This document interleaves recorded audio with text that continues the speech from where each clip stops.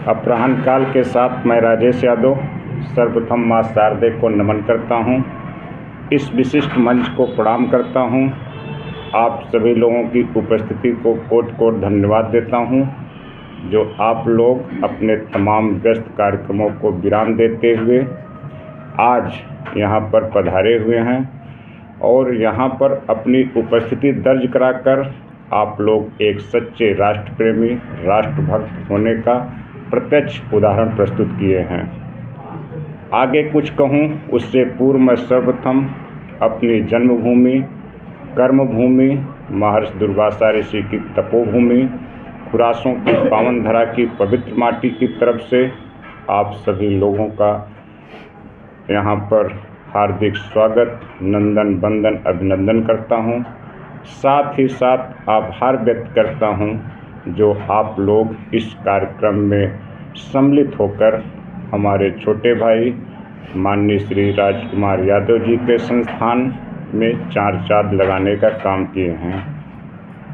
बहुत ज़्यादा लंबा कार्यक्रम नहीं है, ना तो बहुत ज़्यादा विस्तार कार्य। एक छोटा सा कारण है, हमारे छोटे भाई राजकुमार जी, जो कि मुझे याद है कहीं भी किसी स्थान पर जो कुछ घटित होता है उसका इतिहास उसके साथ चलता है। अभी 1 साल पहले इसी दिन छत पर एक भव्य कार्यक्रम आयोजित हुआ था, जिसमें मैं स्वयं कार्यक्रम का संचालन कर रहा था और आप पीछे जो बोर्ड देख रहे हैं, हमारे मुख्य अतिथि के रूप में नगर पंचायत फूलपुर के चेयरमैन साहब, हमारे बड़े भाई माननीय श्री राम आशीष बरनवाल जी मौजूद थे और क्षेत्र की तमाम हस्तियां मौजूद थी। और कार्यक्रम में जो पीछे हमारे सामने बैठे हुए आप लोग हैं, इनका जनसैलाब इतना अधिक था कि कुर्सियां और बेंच कम पड़ गई थीं, लेकिन कुछ विषम परिस्थितियों के नाते अब की कार्यक्रम को सीमित करना पड़ रहा है। इसके लिए हमें भी कष्ट है, मैं इसके लिए क्षमा प्रार्थी हूँ। खैर, विगत वस्तुस्थिति क्या थी उस पर ना जाकर वस्तुस्थिति क्या होना चाहिए उसके बारे में मैं आपको आगे ले चलता हूँ। तो जैसा कि आप लोग जानते हैं, देश ही नहीं दुनिया के सबसे बड़े लोकतंत्र भारतीय गणतंत्र का यह 77वां पावन पर्व है, जिसको मनाने के लिए हम यहाँ इकट्ठा हुए हैं। आगे कुछ कहने से पूर्व मैं सर्वप्रथम अपने छोटे भाई राजकुमार यादव जी, जो कि RK एकेडमी के संस्थापक, फाउंडर, डायरेक्टर, आप जितनी भी उपाधियों से आप इनको सम्मानित करें वो कम ही है। मैं इनका जो है इनके शुभ कर्मों की भूरि भूरि प्रशंसा करता हूं, जिनकी दूरदृष्टि, कड़ी मेहनत और पक्के संकल्प के परिणाम स्वरूप RK एकेडमी का जो है निर्माण हुआ और जहां पर आज विगत करीब 10-12 वर्षों से आप जैसे मेधावी लोग यहाँ शिक्षा ग्रहण करके देश के कोने कोने में अपनी सेवाएं दे रहे हैं।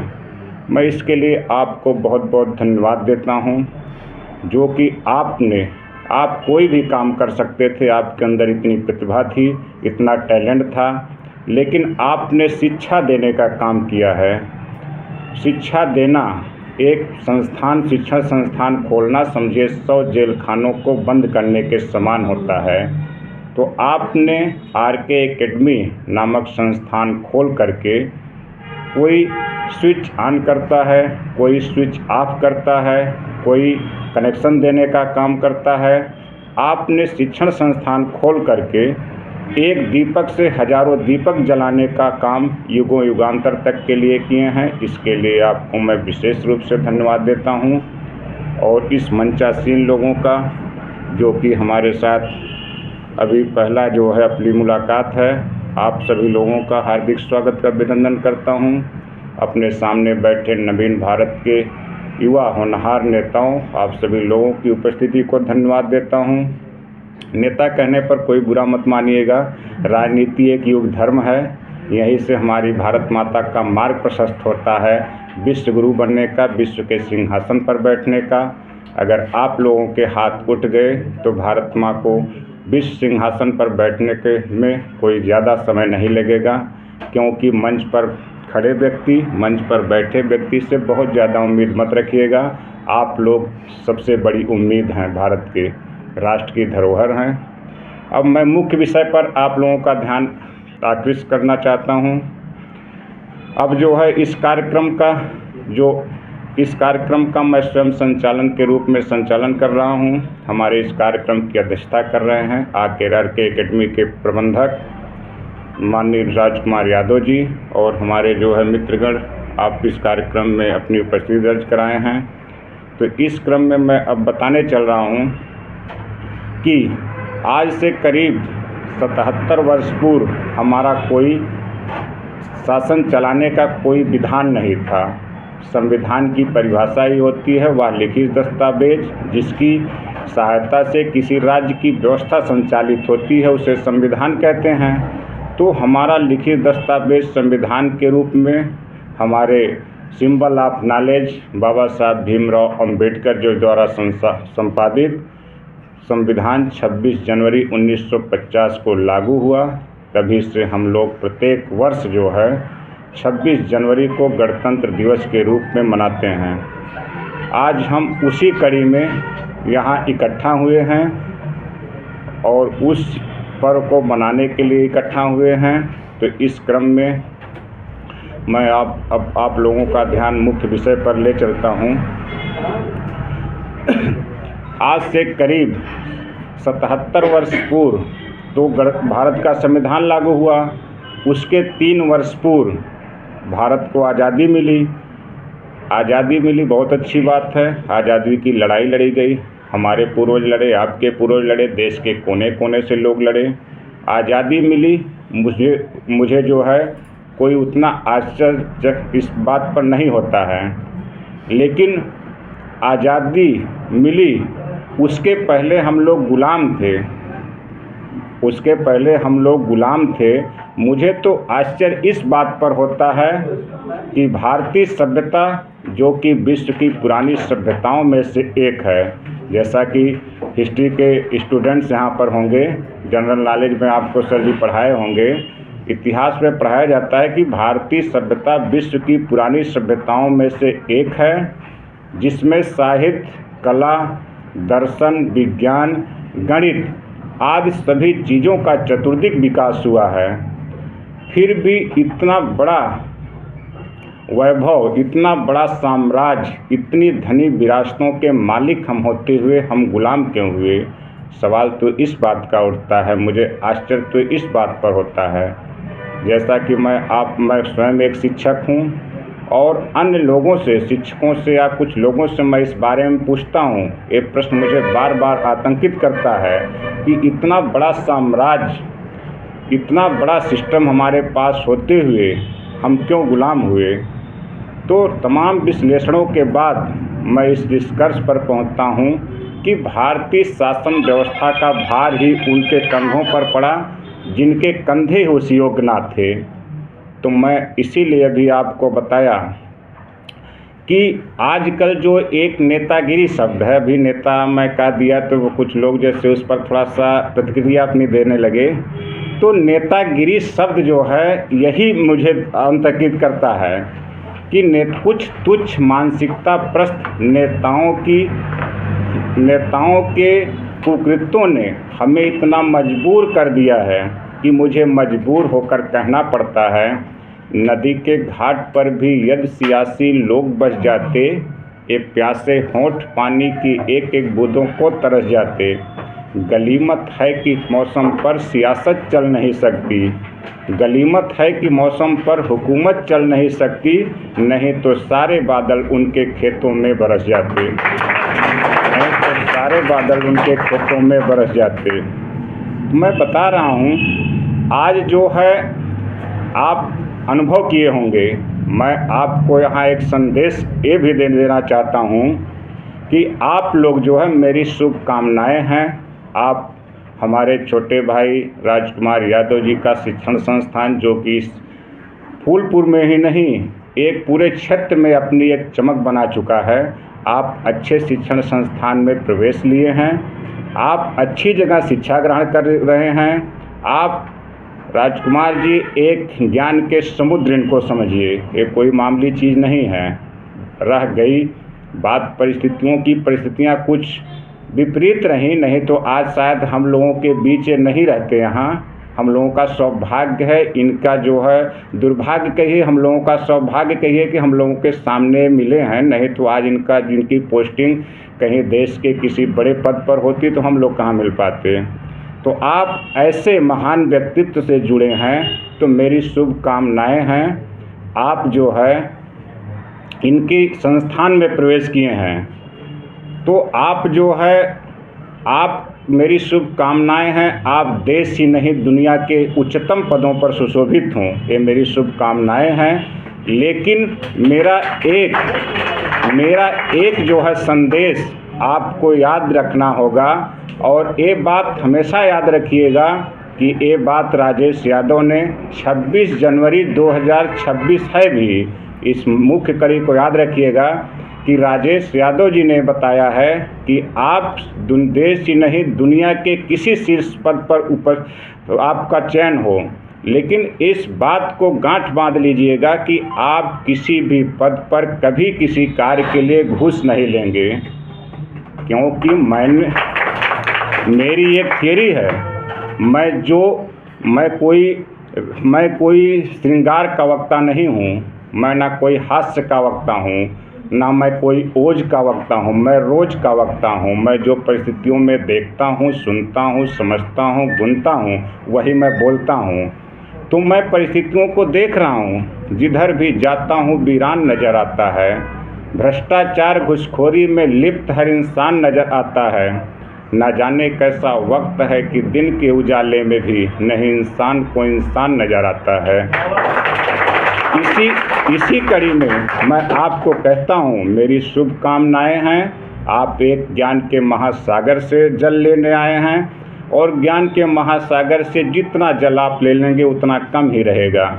लेकिन इस जल को ले जाकर आप कहीं कीचड़ में मत फेंकिएगा। इस जल का उपयोग किसी की प्यास बुझाने में करिएगा, और प्यास ऐसी हो आप देश या दुनिया के किसी उच्च पदों पर जाएं, जब वहाँ आपसे समाज के अंतिम पायदान का व्यक्ति, एक झोपड़ी में रहने वाला व्यक्ति पहुँचे और देखे कि ये बच्चा या बच्ची तो राजकुमार यादव सर की एकेडमी में शिक्षा लिया है, अब मैं जहाँ आया हूँ मेरा काम निःशुल्क होगा और मेरा काम ईमानदारी से होगा।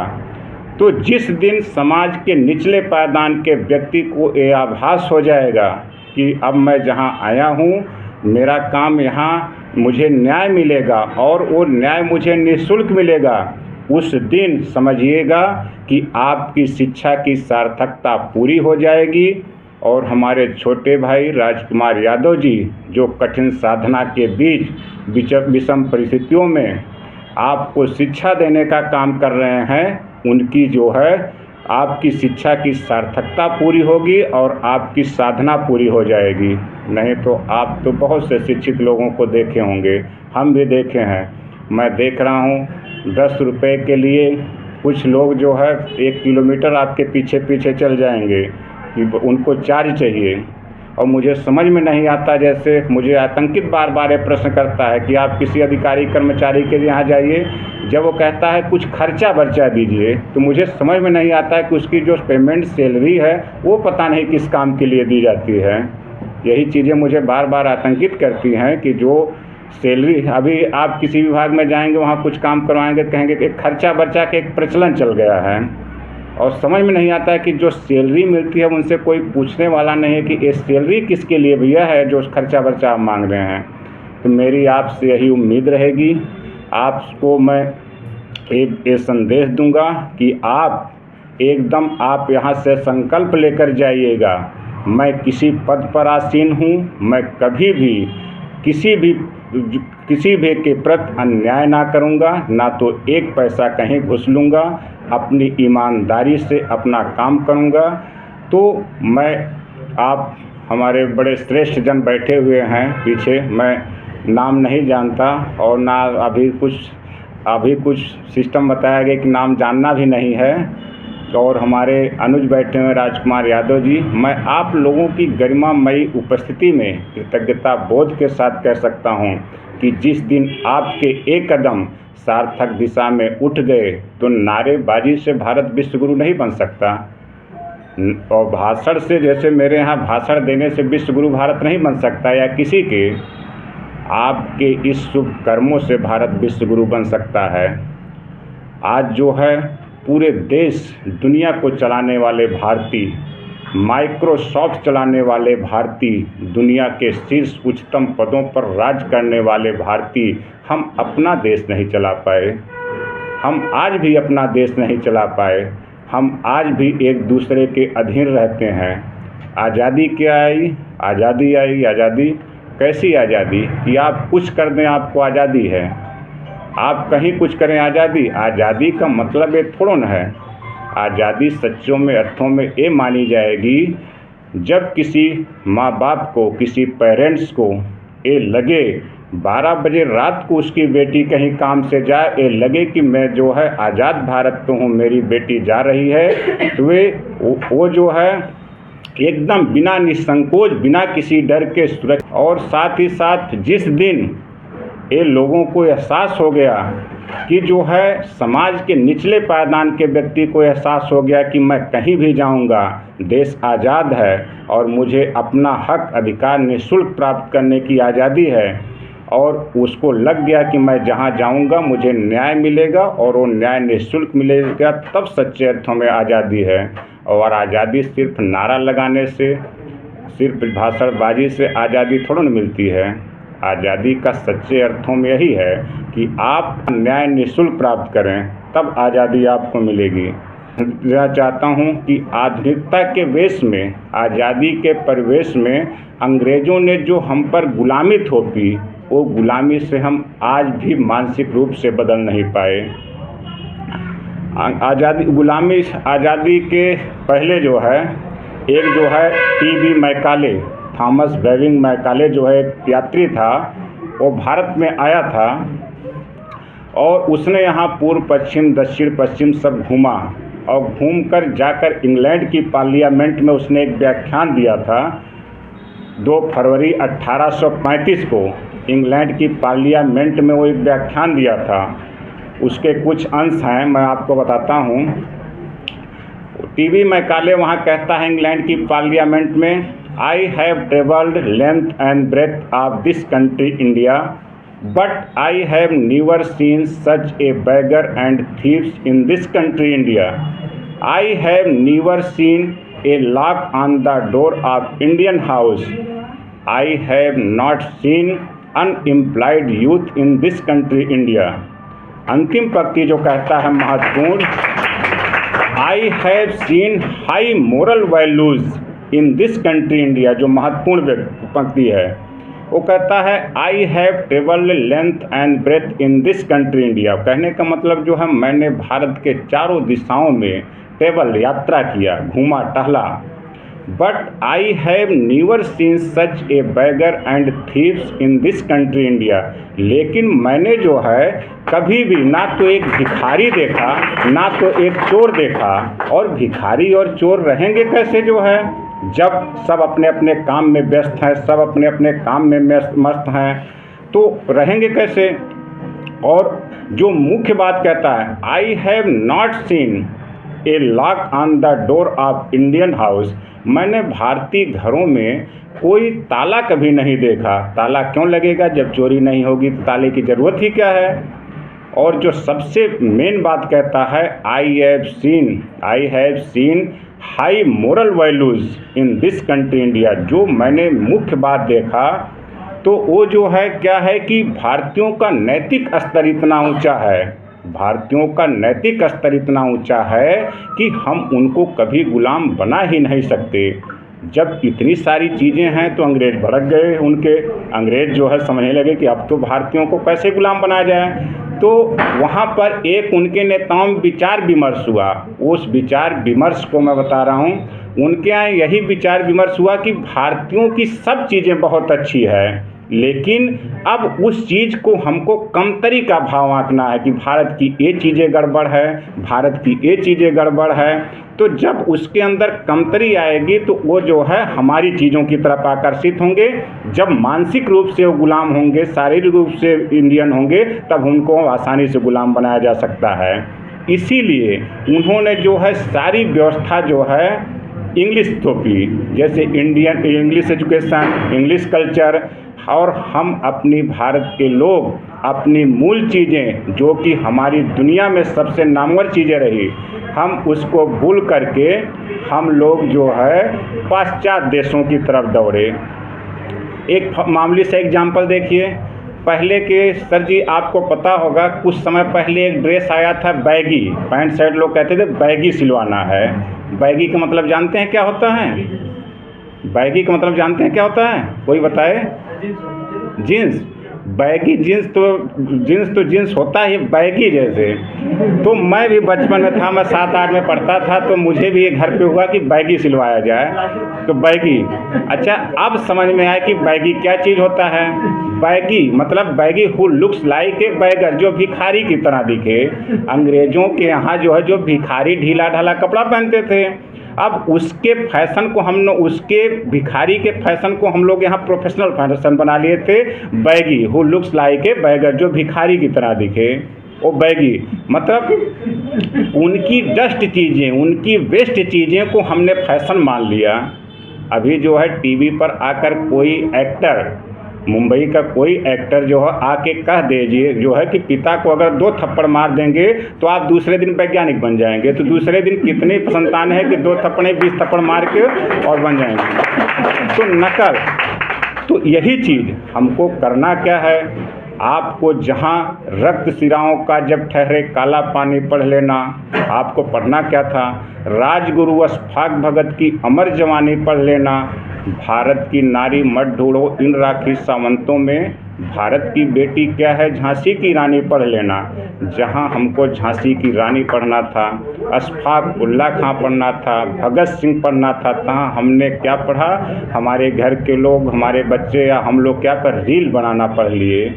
रील हैं, जहाँ हमको पढ़ना क्या था। लेकिन और वो सब चीज़ें जानिए, आपके यहाँ जो आधुनिक परिवेश में आपको आधुनिक लगता है, अंग्रेज़ों की बेस्ट चीज़ें हैं वो, और वो हमारे ऊपर थोप दिए।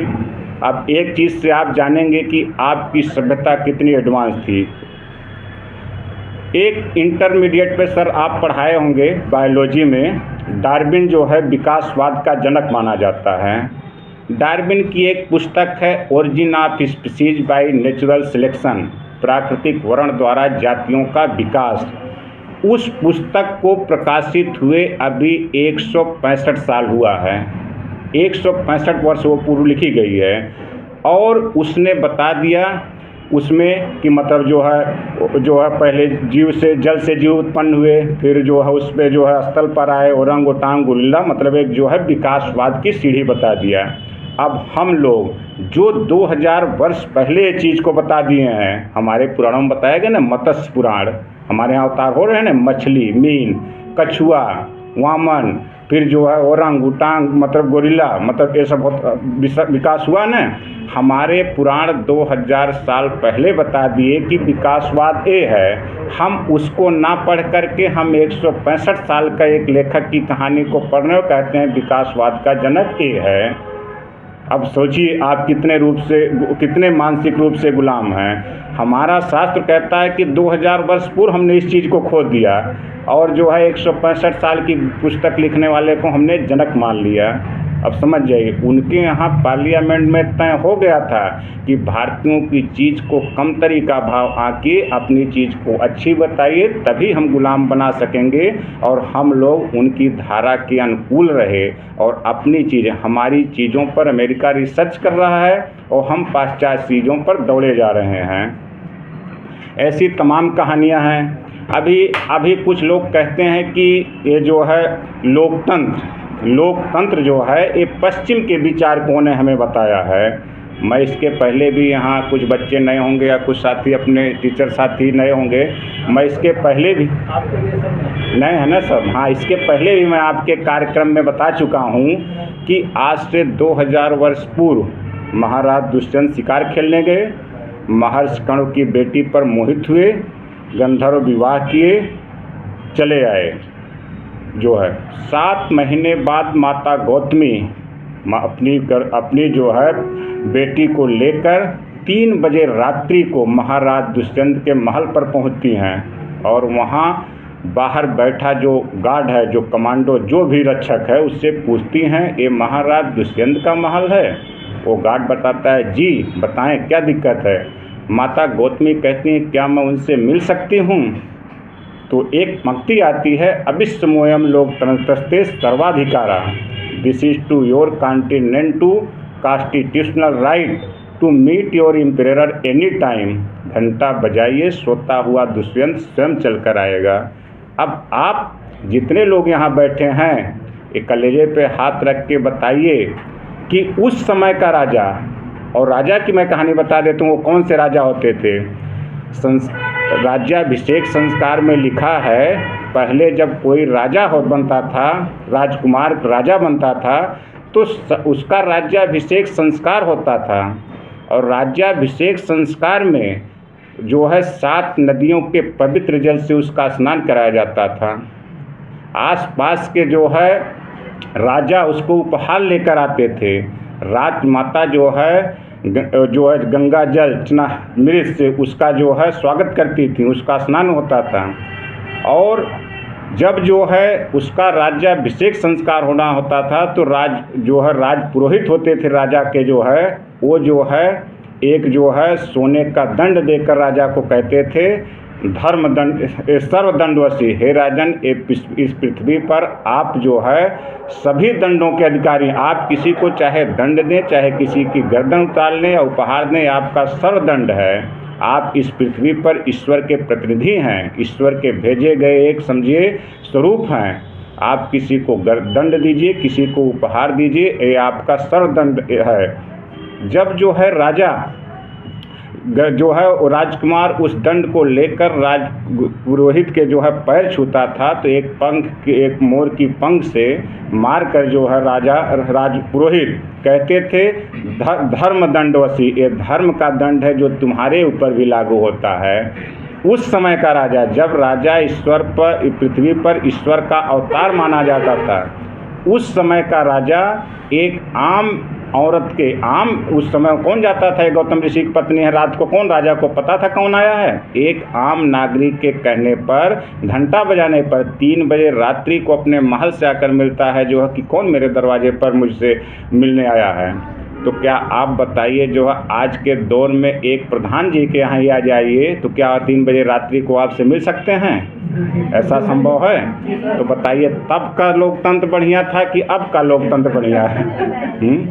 जब राजा पृथ्वी पर ईश्वर का अवतार माना जाता था, उस समय एक आम नागरिक के आवाज़ पर, घंटा बजाने पर सिर्फ राजा आता है कि मेरे महल के पास कोई आया, कोई समस्या किसी की है तो आता। लेकिन आज के एक नवनिर्वाचित प्रधान जी जो आपके गांव के हैं, आपके गाँव के हैं और आपने उनको चुना है, वो आएंगे तो आप देखिए कि आपकी चीज़ें कितनी ऊंची थी, जो है आपकी चीज़ें कितनी ऊंची थी उस समय जो है।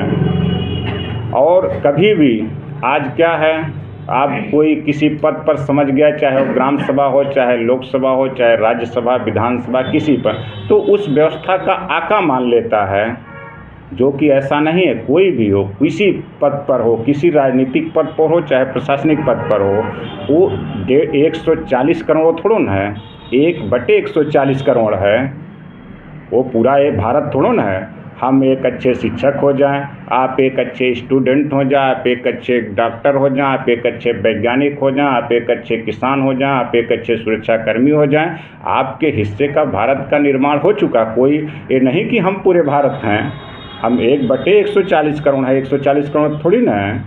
तो कभी भी जिस कार्य के लिए जिसको नियत किया गया है, उस कार्य को वो भली भांति निर्वहन करे, यही उसकी सच्चे अर्थों में आज़ादी है। और आपको बता दूं, जैसे आपातकाल के समय ये चीज़ें जो है देश की महीयसी मेधावी प्रधानमंत्री माननीय श्रीमती इंदिरा गांधी जी के बारे में ये चीज़ें कही गई थी। जब उन्होंने आपात के दौरान देखा कि उस समय कि हमारे जो है विरोध में कुछ चीज़ें चल रही हैं, तो उन्होंने इस चीज़ पर नियंत्रण रखना चालू किया, जो कि नियंत्रण सही नहीं होता। उनके लिए चीज़ें कही थी जो है आयरन लेडी के बारे में, यूँ तो आपके पैरों के नीचे कोई ज़मीन नहीं, अजब तो यह है फिर भी आपको यकीन नहीं, आप मशीन की एक पुर्जा हैं, आप मशीन नहीं। एक मेधावी प्रधानमंत्री के बारे में कहा गया। तो आज हम लोगों की क्या औकात है, जिन्होंने कि पाकिस्तान को 2 टुकड़ों में विभाजित कर दिया था, आपको पता है।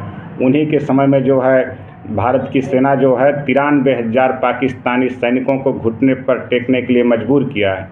उनके बारे में कि ये कही गई थी कि आपके पैरों के नीचे कोई ज़मीन नहीं, अजब तो है आपको यकीन नहीं, आप मशीन की एक पुर्जा हैं, आप मशीन नहीं। कहने का मतलब उनको कवियों ने कहा था कि आप जो है पूरा भारत नहीं है, आप जो है भारत की एक पार्ट हैं। इस कड़ी में कहा गया था जो है। तो मैं यही कहना चाहता हूँ कि आप लोग जो है अच्छे से शिक्षा ग्रहण करें, देश समाज का जो है नाम रोशन करें, लेकिन इसके साथ साथ मेरी जो आज 26 जनवरी 2026 जो कि बहुत इम्पॉर्टेंट डेट है, इस चीज़ को याद रखिएगा। कहीं भी आप किसी पद पर आसीन हों तो वहाँ लोगों को लगे कि ये जो है RK एकेडमी में शिक्षा मिली है कि कभी हमें किसी भी न्याय के लिए हमें हमेशा तत्पर रहना होगा, और वो न्याय जो है निःशुल्क होगा जो है। उसी दिन आपकी शिक्षा की सार्थकता पूरी हो जाएगी।